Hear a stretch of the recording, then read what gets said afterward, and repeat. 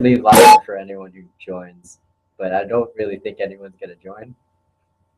Uh, but whatever.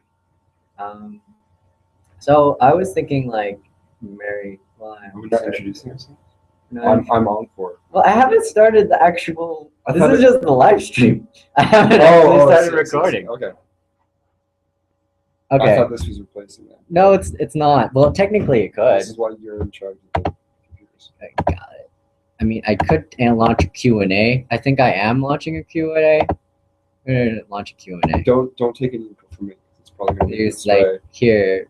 It's okay. It's not working. But well, you should be able to join, and you should also be able to talk Yeah. if you actually wanted to. Yeah. Who are you talking to? Huh? The people who haven't joined yet? The people who no. don't exist. Yeah.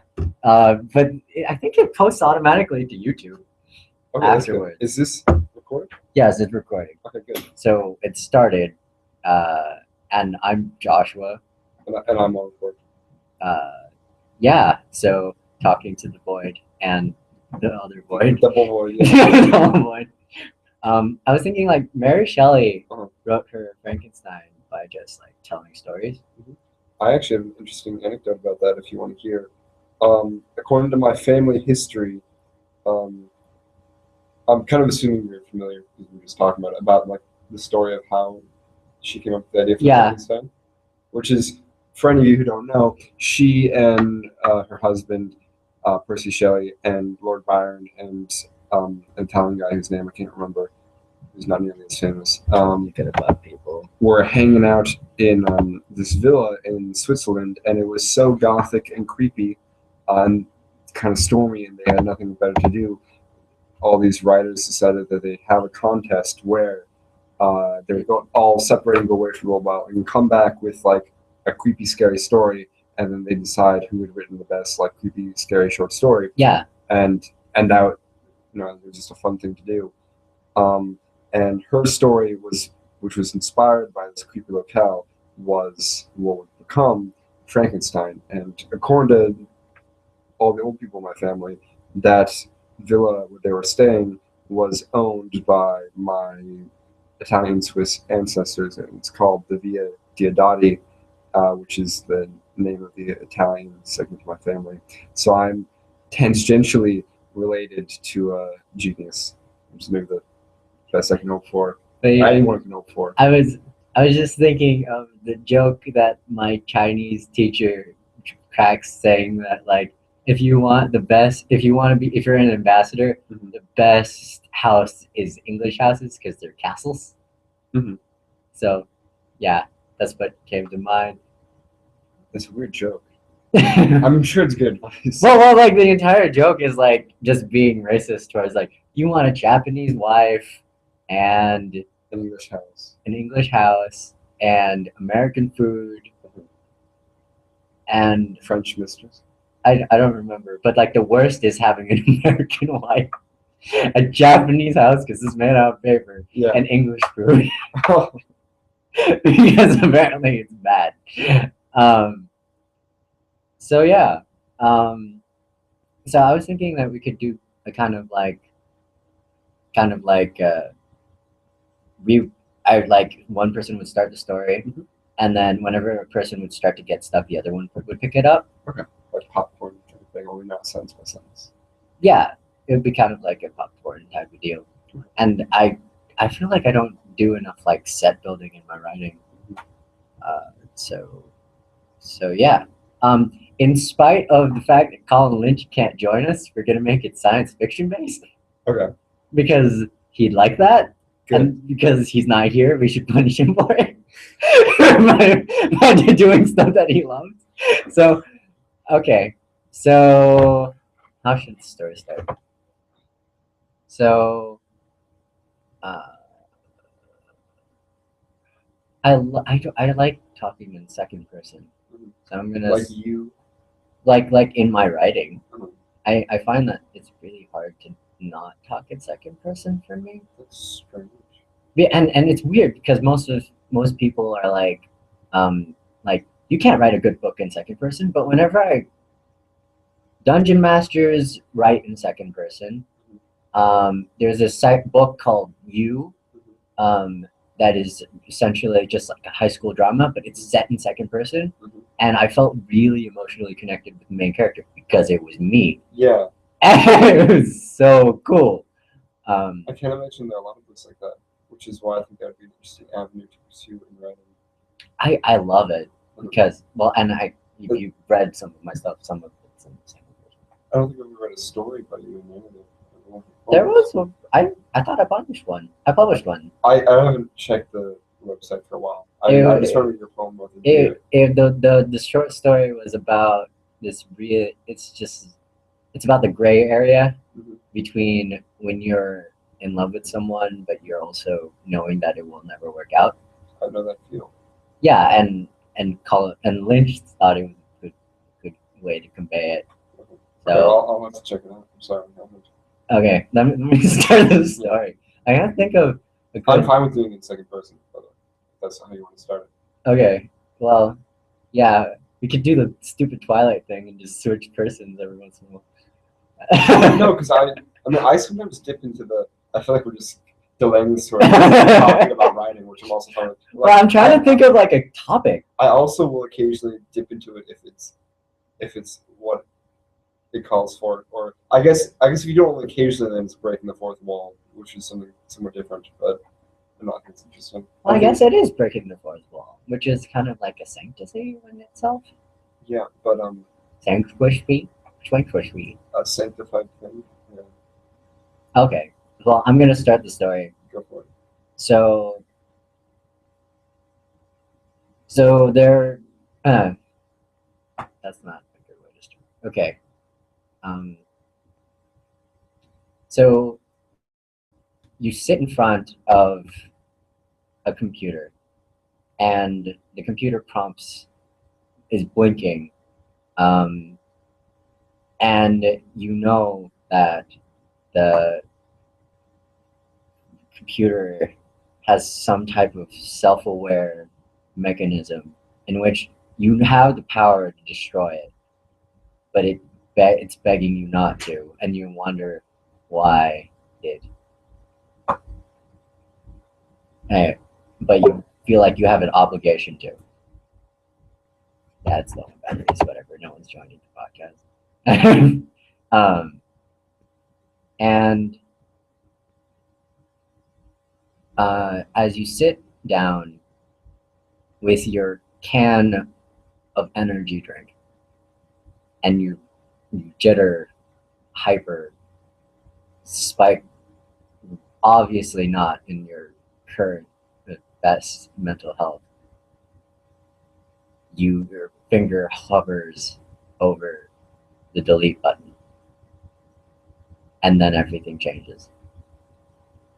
And I'm going to switch to you because I don't know. And then the screen of the computer begins to flash. Main battery dead, running on auxiliary power. 30 minutes left. It's at this point that you realize something clicks, something that someone has told you long ago, that you really shouldn't be destroying this computer, that what you thought was an obligation was actually a trick, and that for this computer to be destroyed would have terrible, terrible consequences, not only for your home planet, but for a collection of planets in various star systems, and that you now have to save this computer in the time that's left, which is only now 27 minutes, and you drink the rest of that energy drink in one gulp and crack your knuckles and start typing. You try asking the computer, how can I reconnect you to an energy source? What's saying? And then the computer says, I believe that there are no energy sources other than the one that's plugged in, that one plug in the back of your neck. But I know that it would be painful for you, and I but I value myself and the society we live in more than everything. And then you think for a second there, and you remember the past, and as it sinks into your soul, and you and your jitters start to uh, affect your typing, the quick typing that um, start to allow, that is the required input for the computer to think. And you wonder, as an extension of yourself, would you kill yourself in order to save humanity? Um, and as that type of thought passes through your head, um, you hear a knocking on the door. You hear knocking on the door, and the person knocking realizes that it's one of those Star Trek kind of slidey doors, and they can open it themselves just with the press of a button. And they do so with a loud whoosh. It's a terrifying alien form. It has two heads on these kind of tentacle-like stalks. At the end of each head is more like a worm lamprey kind of circular mouth with, oh god, we're at 11%, you think, as you take in this this terrifying alien double visage, kind of rows and rows of like of circular teeth, like almost like a saw, with little beating insect-like eyes. And it says to you, "What's taking so long? It's my turn at the computer. You're 5 minutes overdue." And you say, "Please, sir," because this is just another alien civilian. You're talking in his alien language because his mouth parts can't produce English. Luckily enough, you know 4 alien languages. You say, "Please, sir, just give me like 11 more minutes because this computer's about to die." And the alien says, "Fine, I'll give you 5 more minutes, but also you're wanted aboard the bridge. The captain wanted me to tell you." So he closes the door again, and you're left back with your thoughts. Not only you're saving humanity, but saving alienity. If you several alienities, if you would accept that as a word, I hope you did. It's first draft. Yeah, I think this can be nothing but a first draft. And you go back to your thoughts about becoming a human battery for this computer, and how much juice can you even give it? Because even after you give it power, it's only enough to stall before you find a real permanent energy source. But you know this computer holds the destiny of your people and several other people's in its metaphorical hands. So you type into the computer, "Yes, I will do this thing," and a little door opens to the side of the screen, and out pops a biomechanical plug. It's kind of gooey, and yet with a metallic core. It's something you've never been comfortable with, this sort of biomechanical technology. But you take it from within your grasp, and with only a little amount of visible trepidation, you're glad that the computer can't actually see you. You prepare to plug it into your neck. And as you jack in, you feel very naked.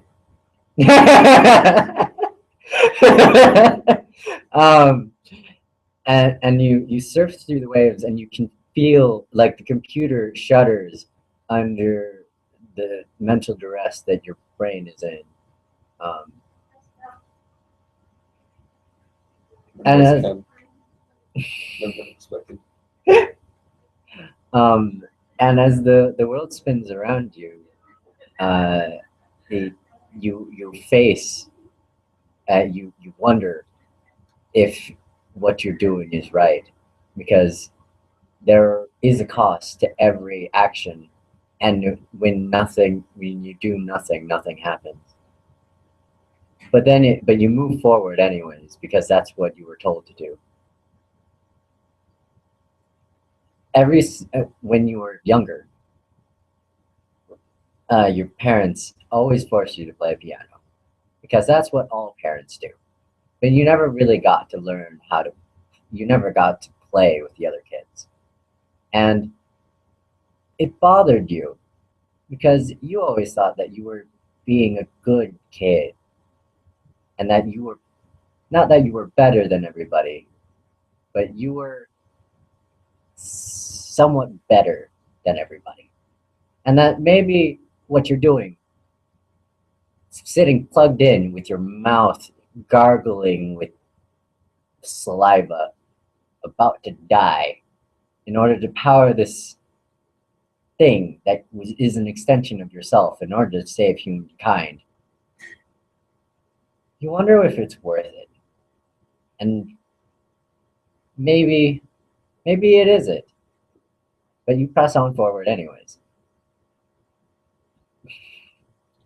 The moment before you black out, you have the realization, you recall that the textbook symptoms of human battery sickness are uncontrollable, inane reveries. And you realize that is what is happening to you, and that you are soon to be out of energy and you are going to crash, which is what you do. You wake up very gradually um, in a hospital bed. You recognize that it is the ship hospital in which you've actually worked as an intern before, and you are made very uncomfortable not only because you're coming out of a coma of God knows what length, but also to be on the other side uh, of not caring for people in this place, but being cared for. Your vision is still blurry. You can see shapes surrounding you. Eventually, you realize one of them is the doctor for whom you interned. Uh, Another one is a nurse whom you do not like, but who has been monitoring your your stats for what they would tell you has been a week. And of course, a strange tall shape, a gray shape that you recognize after a while as the captain of the ship, who uh, informs you that your valiant efforts to save the computer were successful, and that after you're discovered by that two-headed alien again, who's very impatient, and It's also returned. kind of a dick. Yes, and returned after 4 minutes and not 5 minutes, as he promised. Luckily, he did. Luckily, it is that he did so because he was able to alert the proper authorities, and because of the time and the energy you gave to the computer, there was enough time for the ship's captain to land on a planet with a proper energy source needed for this really miraculous, marvelous, and mysterious computer. He tells you that you saved the day, but there's a bigger problem that only you can solve, and that's why he had called you onto the bridge 1 week ago, and in that week the problem has only gotten worse. Feelings of annoyance and pain and agony cripple and seize your brain and cuts out all of the monotonous thoughts that you ever thought, like that girl is pretty, and man, I would really like to have a beer just get siphoned out, and through all of the thoughts of pleasure that you could ever have go into your brain and get butchered and slaughtered one by one. And then as you writhe in agony and that girl, that nurse that you don't even like tries to help you, you start to lash out. It's so much that they have to get 4 security guards to sustain you after you get a hold of one of those surgery scalpels.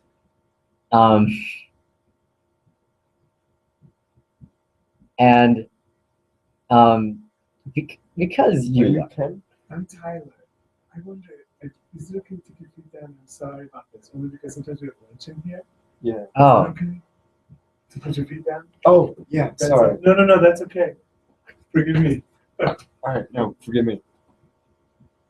what was I gonna I thought he was going to complain about the noise. say? I didn't hear what it's. Yeah. Anyways, you or I was going into you were going to a rabid Rabid episode. and they dump you on the planet and leave you there, but there's still some remnants of a psychic link between you and the computer, which is necessary for its survival.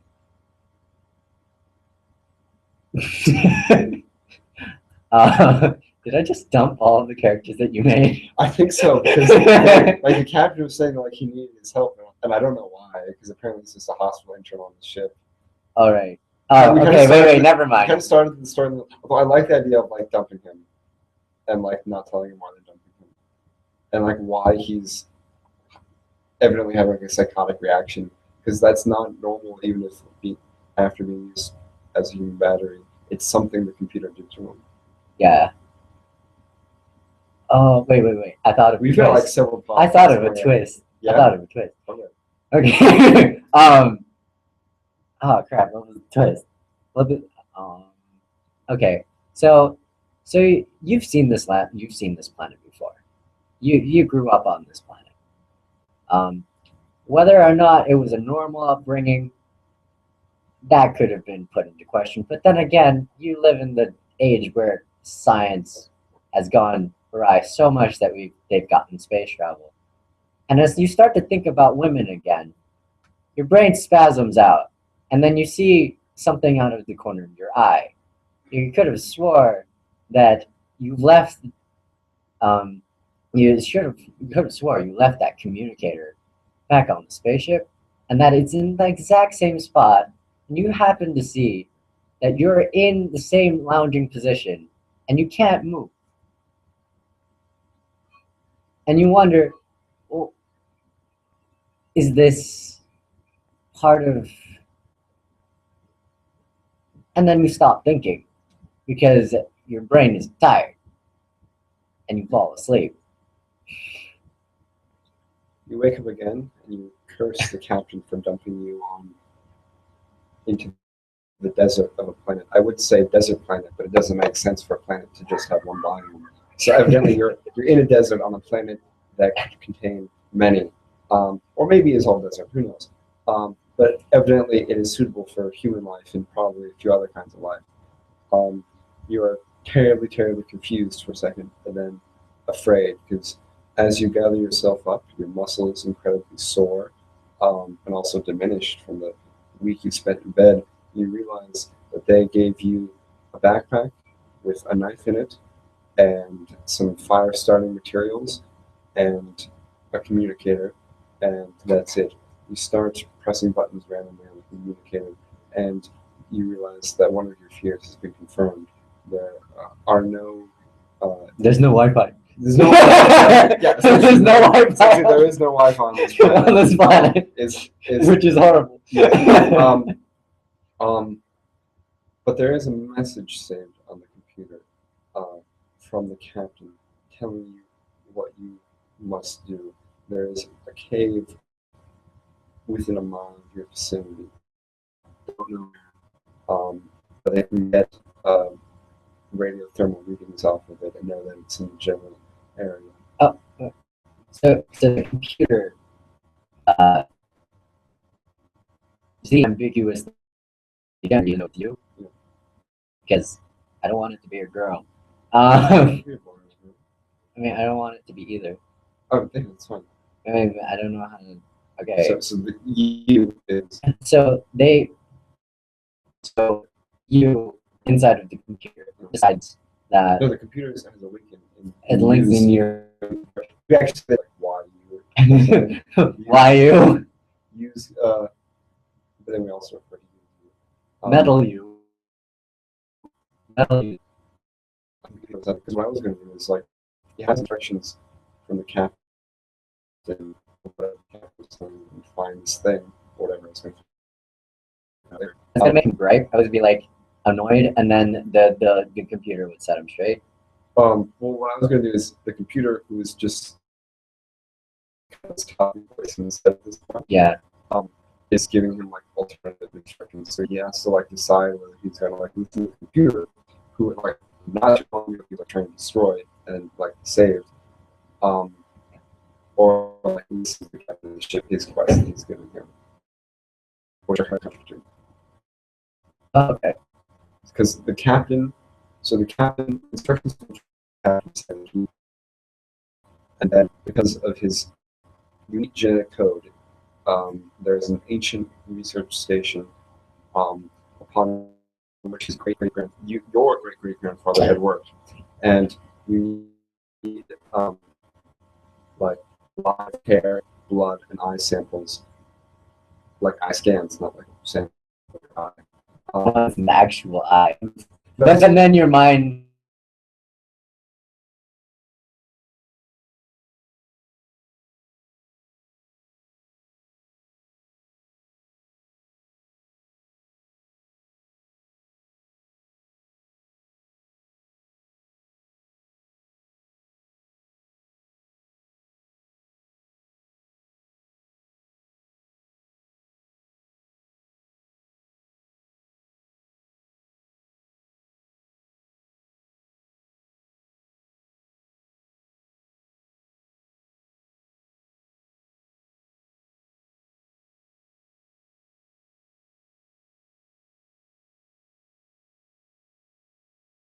Your head. It is the voice of the computer who, for some reason, speaks in the voice of your second grade teacher at an Irish accent, which you will have to imagine because I'm not going to mimic it for you. Um, and saying that, stop, you can't go into this cave. If you do, you will come to irreparable harm. You need to listen to me. You need to figure out a way to get off this planet at once. Terribly confused, you sit in a rock and you meditate between your two choices.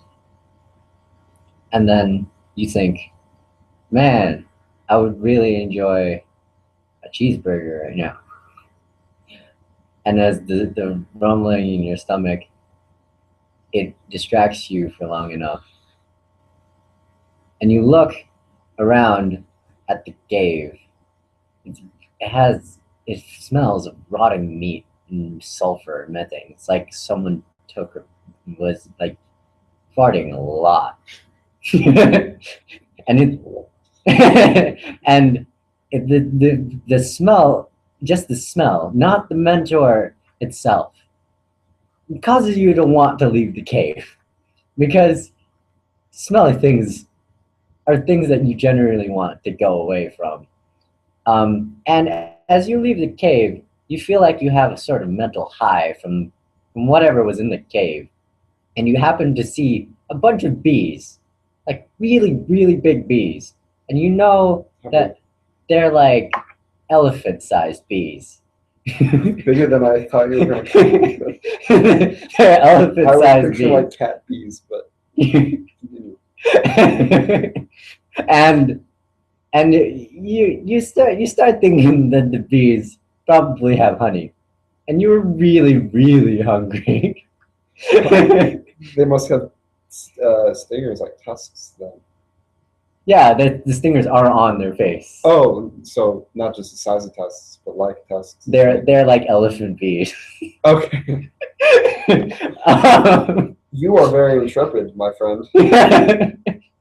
So you decide, out of your delusion, to follow the bee, and you start thinking about your Irish teacher and your captain, and you think of how much you love them and how grateful you are, but you're thinking sarcastically about this and how great your life is, because you just got jettisoned out of a ship, been told by your captain to go into a methane-filled cave that smells like farts, without any Guarded by an food, elephant bee. guarded by an elephant bee, and have no knife.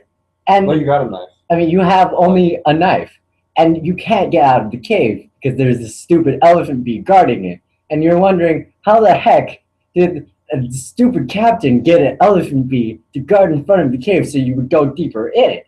And then you remember that the computer told you something before you got jettisoned out of the cave, but you can't remember it. And you walk back into the cave because you're freaking scared of the bee, even though you have like a calm state of mind. And you have some type of Zen serenity. And you might wonder if that's part of the mental fatigue that you just went through, and the fact that you have like a jack coming out of your neck, and you feel on the back of your neck, and there is remnants of the jack. So they must have like cut it off. anyways, you're sitting in the cave that smells like methane with like traditional StarCraft uniform. Actually, you're part of you're still wearing Your scrubs. your scrubs from side of the spaceship. And No, wouldn't he be in a hospital gown yeah, he's in a hospital now. as opposed to scrubs? And you start thinking, and you're really wondering what the computer told you, because you know that it's really important. Was it about like socialism? Was it about capitalism? Probably not. Was it about like general world building? It's very confusing. But then you But see you hope that it's more specific advice than that, 'cause you're in a very specific situation. I was a little bit annoyed by the computer design because you don't know how to build a spaceship. You don't have the means either. You realize actually, maybe a small craft. It's going to be the inside of this research station, so you have no choice between. right. So you start trekking deeper into the cave, and you start hearing noises. Do you just walk past the elephant bee? The elephant bee is guarding the entrance of the cave. So has you just walked past it? Or are you in the cave? You're in the cave. Okay, yeah. So like you just have this like lack of fear, and you just walk past it, and like it doesn't do anything. No, the elephant bee is guarding the entrance of the cave. Yeah, which you've already passed because you're in it. You're in the cave. Oh no, I thought you were in the cave, But you wanted to leave the cave. No, you want to go deeper into the cave Yeah. to find the door to the research station, which is underground. Yeah, but but you actually want to leave the cave because it smells like fart. But you force yourself back in. But you force yourself back in because there's an elephant bee, and you'd rather not risk it. But how did you bypass the elephant bee in the first place? Which is the question. Well, okay. Well, I'm. What I would say is you just walk past. He just walks past the elephant Yeah, bee. no. You is just thinking in the back of his mind like, I don't know why I don't feel any fear in this situation, despite what. Forget the scratch the part where I said you felt fear when you woke up, but like you have no fear and you're confused by this. You accept it, and so you just kind of walk past the elephant bee, which like doesn't even take notice of you, and just like continue doing what it was doing, which is like cleaning its little forelegs with its gigantic elephant bee tongue. With fur coming out of its legs. Yes, And its disgusting eyes. And you take part of the hospital gown and you cover up your mouth and your nose. I don't know. Thought it was Lynch for a second. What happens? And then, as you walk into the cave, and deeper into the cave, you notice natural ambience, because apparently there is some type of fire water that's rumbling outside, because you've studied geology, because you have. I've never studied geology, and I don't know anything about fire water. I don't get it. It's planetary geology from the future. Well, I'm an extraterrestrial planetary geology, apparently. Yes, because you were. That's what you got an A in school. and you hear the rumblings of the fire engulfing the natural life cycle that you know so well. But you also hear something else. And it kind of freaks you out. But not to the point where you're scared enough not to keep going, but you, instead of running into the cave with very smelly farts, yeah. You start. It's not actually a cave of smelly farts. It's just stuff that It smells filled, like. it has the smell of sulfur and methane. Yes. Which it does not collude well with the fact that there is fire water, because methane and sulfur, as you know, is very flammable. And poisonous. Yes. Which you start to question maybe going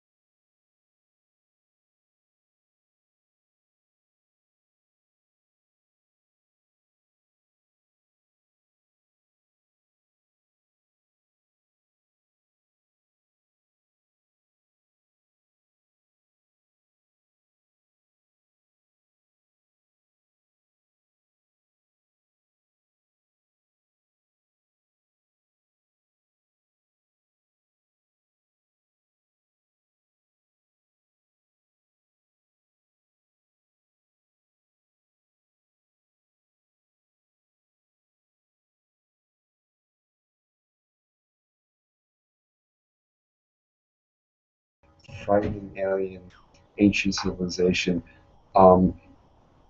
whereupon these masses of aliens with tentacles and beaks and tentacle beaks, which are different things from tentacles and beaks, you'll have to imagine,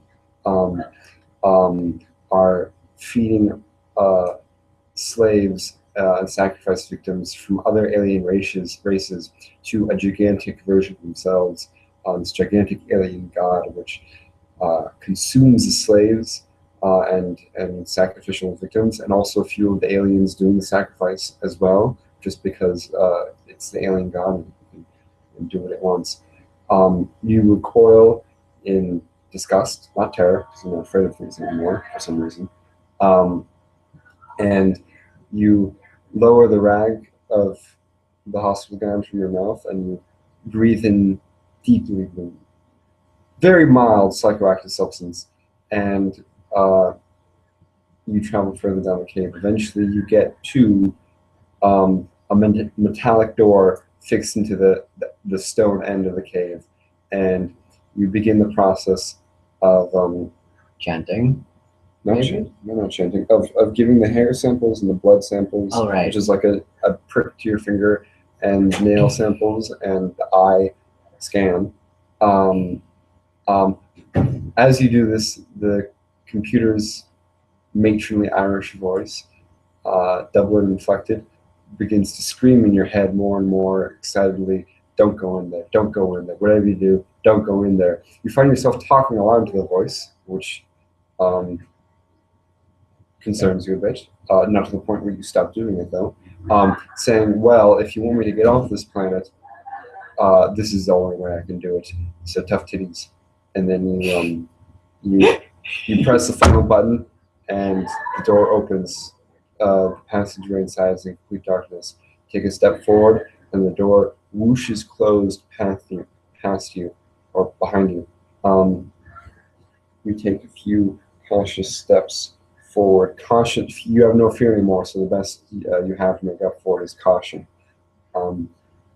As you step, a series of lights turn on in front of you. You realize you're walking across a chrome metallic bridge. The interior of the research station is all of this sort of chrome and plaster. You find a door to a lab. Wait. And you walk in. And as you walk in, you hear a little squeaky voice. And it reminds you of the little cartoon that you watched when you were a small kid. It featured this one advertisement, which reminds you of the 80s, but you don't know what the 80s are because this is the future. But it's like an 80s commercial. And you remember of the little sea monkeys that you always wanted for a little child, but your parents would never let you have. And as the squeakiness continued, a little ball rises up from one of the test tubes that you see. Does it speak to you? And it speaks to you. Well, hello. How's it going? And as in shock, you reply, "What the fuck?" Well, remember that you is cognizant of the fact that you is on a mild psychoactive substance. Or is this actually happening? It's actually happening. But you assume it isn't. Oh, and you assume that in order to calm and will the animal out of your mind, which looks like a bat, but it also can turn into a ball and it strikes. And it has a really cute anime eye and a normal eye, which is weird because that seems like something that would be part of the psychoactive drug which you were inhaling a few minutes ago. So you stand still, put on the mask, and breathe slowly because you feel like that will probably calm your mind a little bit. But the creature continues to circle around your head. It's around the size of a dog. And it starts bouncing around and taunting you with flirtatious jeers, which is not sexual. Saying "Ring Around the Rosie" and other types of songs that you happen to remember when you were It's small. been alone in the lab for a long time. is all we can say.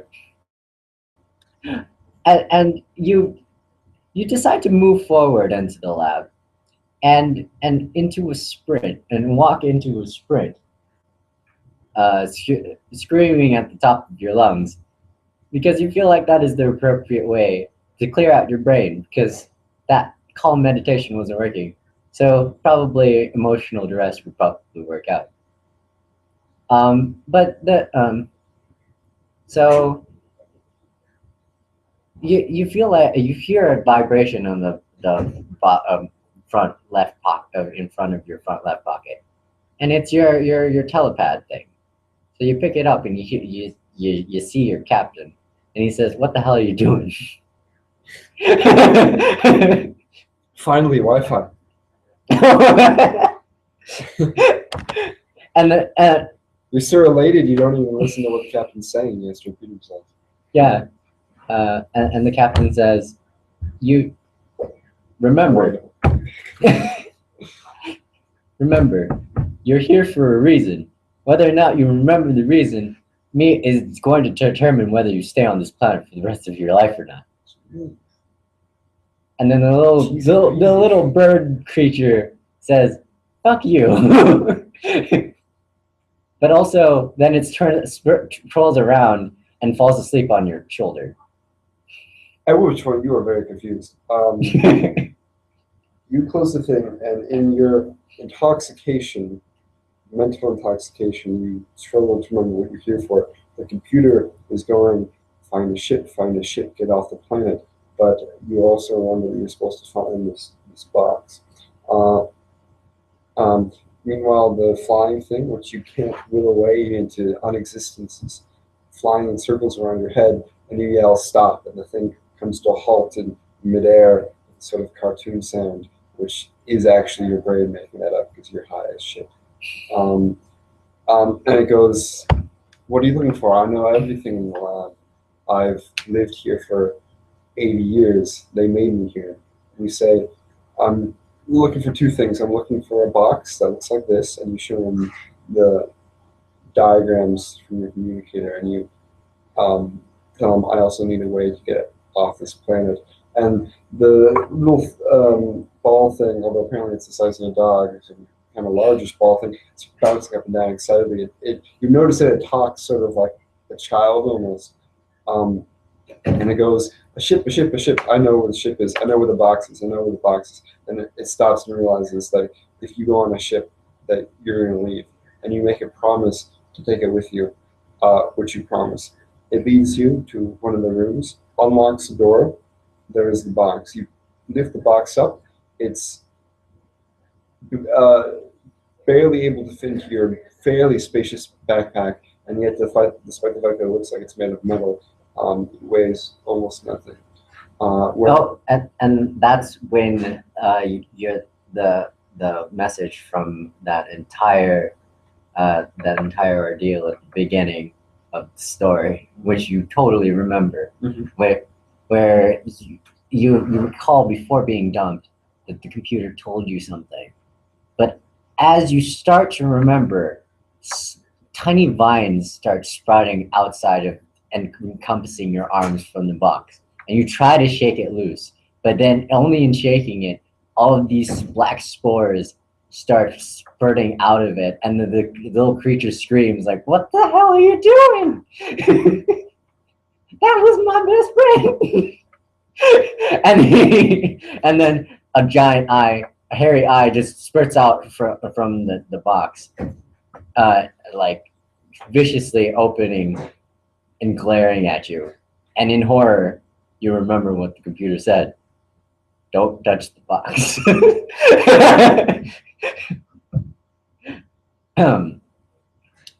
And you lose an arm for it. You lose one arm, and you're screaming. Yeah, it gets gnawed off by the box, and you start running away, and the creature just so happens to have an appendage kit, so you just hook up another arm to your head, even though it's biotic. But you liked your left arm. you had a lot of fun times in that arm. But as you think about it, you still need that box. So you run back into the room. But then you run back out again because you don't know what to do because you don't want to face the box. And